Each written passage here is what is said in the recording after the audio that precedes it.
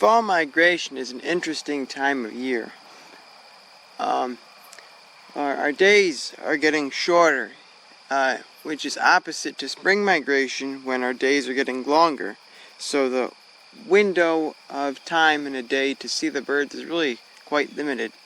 And the birds seem to be a lot quieter in the fall compared to how they are in the springtime.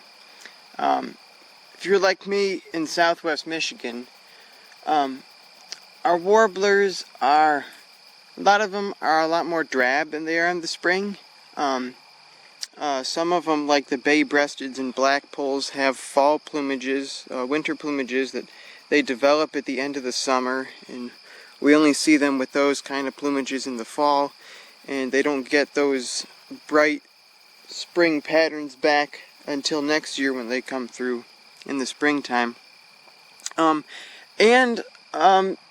Here in southern Michigan, we're at the cutoff area for a lot of warblers' breeding ranges. So in the fall, past early September, the blue wings, prothonotary, and hooded warblers are pretty much all gone because there's no other further north migrants coming through. Some warblers for us are more common in the fall than they are in the spring, especially the blackpoll and bay-breasted. This fall migration season we got a ton of Blackburnians, and I've never seen many Blackburnians in the springtime.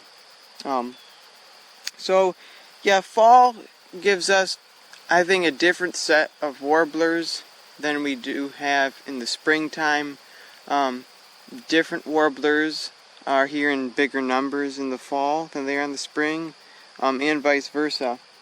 So yeah, we have limited time during the day to see the warblers, and a lot of the warblers don't have the bright colors that they have in the springtime.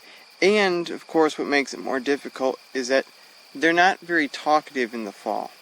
Some of them, like the Tennessees, I hear singing in the morning, and the black-throated greens give their call notes. But for the most part, they're really quite silent. So even if you're out on a day with really good birding conditions, good weather, it's still really quiet, and they could be there. You just might not be hearing them because they're really secretive this time of year. They're pretty noisy and active in the springtime because they're in a hurry to get up to their breeding grounds, but they're not in as big a hurry to get down to their wintering grounds. So fall migration for southern Michigan, I would say, is probably the end of mid-August through about mid-October, maybe into the end of October. This year it seemed like fall migration came pretty early. By like the second week of August, we were already seeing several different kinds of warblers that are strictly migratory throughout Michigan. There was even a yellow rump warbler up in Ottawa County, I believe in the first week of August, which is incredibly early, and Cape May. So yeah, the warblers came through in bulk numbers the last few weeks of August and early September.